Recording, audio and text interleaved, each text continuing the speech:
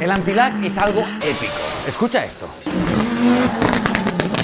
Ese es el sonido del combustible que se quema a propósito en el escape para mantener el turbo generando impulso todo el tiempo. Pero a principio de la década del 2000, Subaru cogió un sistema que ya era increíble y lo mejoró aún más, creando una especie de motor tipo jet que se asentaba en el escape, con lo que generaron más potencia y dominaron el mundo de los rallies en ese momento. Pero, ¿cómo funcionaba ese curioso anti-lag? El anti-lag en realidad es bastante simple. Se trata de pasar una carga de energía a través del tubo para reducir el retraso del turbo. Pero ¿por qué fue esto tan importante en los rallies? Porque esto no se ve a menudo en las carreras de circuito convencionales. Bueno, todo se redujo a las reglas de la época. Todos los coches tenían que ceñirse a un máximo de 2 litros para los motores, pero los turbos no tenían restricciones. Así que, como es habitual en las carreras, todos montaron los turbos más grandes que pudieron. Muchos de ellos funcionaban a más de 2 bares de presión y generaban hasta 400 caballos. Pero con las cifras de potencia en aumento, la FIA, como siempre, introdujo una regla para limitar los caballos. No querían que la cosa se descontrolase, así que hicieron un poco como en la era del Grupo B. Ese coche era una auténtica locura, puedes verlo aquí. Bueno, el tema es que introdujeron una norma para limitarlo. Tuvieron que instalar placas restrictivas, una pieza que se coloca justo en la entrada del turbo para limitar la cantidad de aire que puede aspirar el mismo. Esto no duele tanto a bajas revoluciones, pero a medida que se alcanza una velocidad del motor superior a las 5000 revoluciones por minuto, esta restricción limita mucho la potencia, lo que significa que todos los equipos tenían alrededor de 300 caballos de potencia máxima. A principios de la década del 2000, estas placas tenían un orificio muy preciso de 34 milímetros, que era el mismo para todos los coches. Pero esto creó otro problema: el retraso del turbo. A ver, que no se malinterprete, incluso sin esas placas restrictivas, todos los turbos de ese tamaño también tenían bastante retraso, pero la restricción lo empeoró, haciendo que el turbo tuviese que trabajar más para hacer entrar el aire y generar así la potencia. Como siempre ocurre en el automovilismo, los equipos no tuvieron más remedio que ponerse creativos. En primer lugar, a Lancia se le ocurrió una idea muy inteligente. No resolvió el problema, pero en cierto modo les permitió mejorarlo. Tenían motores con doble carga, o sea, con un sobrealimentador y con un turbocompresor, lo que significa que el sobrealimentador proporcionaba potencia a bajas revoluciones y luego el turbo hacía lo mismo a altas revoluciones. Muy eficiente, pero tenían también los inconvenientes de ambos sistemas. El sobrealimentador era un lastre para el motor y el turbo limitaba el flujo de escape, sin mencionar el peso extra de ambos sistemas. Entonces a Toyota se le ocurrió otra cosa. Robaron una idea de los motores de la Fórmula 1 de los años 80, donde Renault, Ferrari y BMW utilizaban el escape para quemar combustible y hacer girar el turbo, incluso cuando el piloto no estaba acelerando. Esto fue todo un bombazo. Es que imagínate que estás entrando en una curva, levantas el gas, pasas por la curva y luego cuando aceleras tienes que esperar a que el turbo gire y entregue la potencia máxima. Digamos que no es ideal, especialmente en el mundo de los rallies, donde los tramos son estrechos y sinuosos y esa respuesta inmediata o no del acelerador acaba suponiendo varios segundos en cada etapa. ¿Qué hicieron entonces con este retraso del turbo? Pues jugaron con la X. La programaron para que cuando el piloto levantase el gas se cerrase la válvula del acelerador, pero no completamente, como normalmente se esperaría. En lugar de eso, dejaron pasar un poco de aire y una pequeña carga de combustible a través del motor cuando el piloto dejase de acelerar, con lo que retardaban el encendido. Con ello, la bujía se encendía realmente tarde, tan tarde que la válvula de escape ya estaba abierta, lo que significa que la combustión no creaba mucha compresión y salía disparada por el puerto de escape. Este impulso de energía súper alta volaba a través del escape y llegaba al turbo dándole vueltas. Y como subproducto, se escuchaba un precioso petardeo tremendamente fuerte por el escape. Ah, y las llamaradas. No nos olvidemos de las llamaradas. Con todo esto, cuando el piloto pisaba el acelerador, el turbo ya estaba entregando toda la potencia. Puedes oírlo aquí, escucha.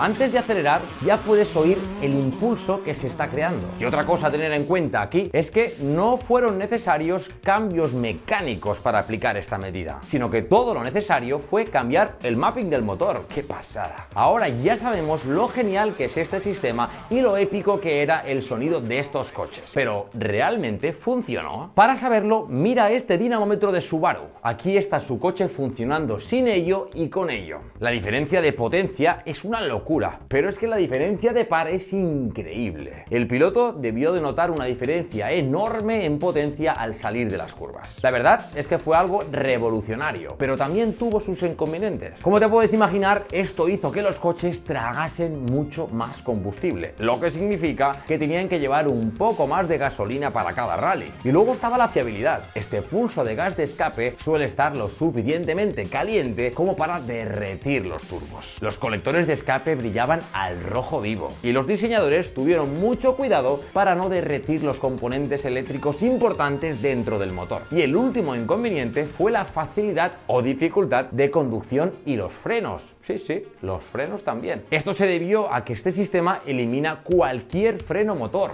ya que en realidad sigues empujando, incluso cuando el piloto no está acelerando. Entonces, para los pilotos, esto complicó mucho las cosas. Por ejemplo, en una curva rápida, en la que en lugar de frenar, puedes simplemente levantar el acelerador, dejar que la transmisión y el motor apliquen una fuerza de retención sutil suficiente para poner el peso delante y ayudarte así a girar en esa curva leve. Pues esto desapareció en estos coches, lo que significa que los pilotos tenían que usar los frenos mucho más. Y eso hacía que el coche fuese más difícil de pilotar, además de comerse los frenos. Así que los equipos comenzaron a trabajar en ello, todo con el objetivo de hacer que los coches fuesen más manejables y más fiables. Y esto culminó cuando el equipo de Toyota ideó una solución diferente al problema del anti-lag. Se llamaba Fresh Air Anti-Lag o inyección secundaria anti-lag. Toyota cogió un poco del aire de la admisión y lo dirigió a través de la válvula hacia el escape. Esto hacía que la combustión en el escape fuese más limpia, más fría y más eficiente. Esencialmente significa que se cargaban menos turbos por temporada. Y esa válvula era importante. Permitía a la ECU controlar exactamente cuánto impulso producía el coche al acelerar. Con eso, Toyota lograba ser mucho más preciso con su sistema anti-lag, lo que resultó con un menor consumo de combustible, una mejor vida útil del turbo, aunque todavía no era excelente, y una mejor capacidad de conducción. Ahora bien,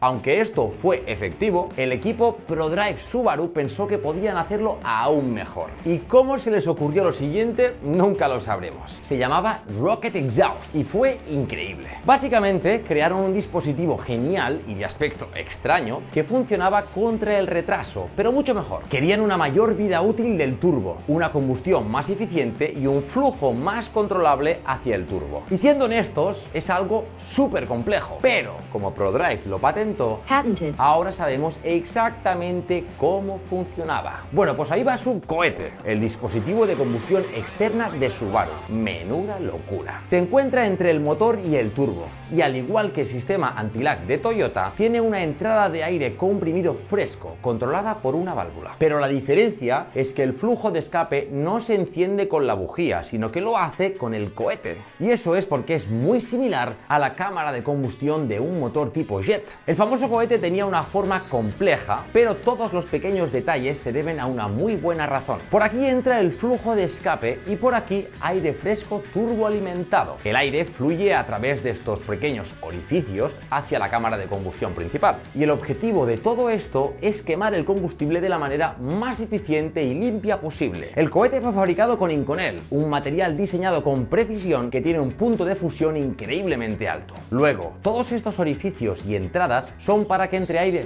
fresco y se mezcle con los gases de escape, lo que significa que pueden arder de manera eficiente. Recuerda, ese era el objetivo de Subaru aquí, un flujo constante de gas a alta velocidad hacia el turbo. Ahora observa estos pequeños tubos aquí. Son entradas para que el aire turboalimentado cree lo que se conoce como vórtices toroidales a través del cohete. Y seguramente crees que no sabes qué son, pero sí lo sabes. ¿Recuerdas estos juguetes? Pues funciona igual, con una rosquilla de aire aire que viaja a través del cohete, creando un ambiente perfecto para quemar el combustible y el aire, generando un flujo súper consistente de pulsos de alta energía hacia el turbo. Es genial. Y hubo algunos beneficios adicionales. ¿Notas las delgadas cámaras alrededor del exterior del cohete? En realidad, estas aislaban el exterior del cohete de las temperaturas internas de 750 grados centígrados, lo que significa que las temperaturas del compartimento del motor eran mucho más bajas. Luego, debido a que la combustión era tan eficiente y se mezclaba bien con el aire fresco, las temperaturas a través del turbo eran más bajas que a través de los sistemas anti-lag tradicionales. Mientras que los sistemas anti-lag tradicionales creaban combustión intermitente y de muy alta energía, los sistemas de cohetes crearon un flujo constante y controlado de pulsos de alta energía, lo que significa que el turbo podía girar más rápido, con más control por parte de la ECU, con menos calor y con menos desgaste. Pero a pesar de las ventajas de potencia y eficiencia, el equipo de Subaru no logró vencer a Sébastien Loeb y su Citroën por el título. Un poco como la batalla entre el Audi 4 y el Peugeot T16. El Citroën tenía una distancia entre ejes o batalla más corta y estaba más equilibrado, lo que le llevó a ganar la general. Los rallies eran una locura en la década del 2000, pero fueron aún más bestia en los 80, con los monstruos del grupo B y unos fans increíblemente valientes que se ponían en medio de los tramos. Puedes verlo aquí mismo. Muchas gracias y hasta el próximo vídeo.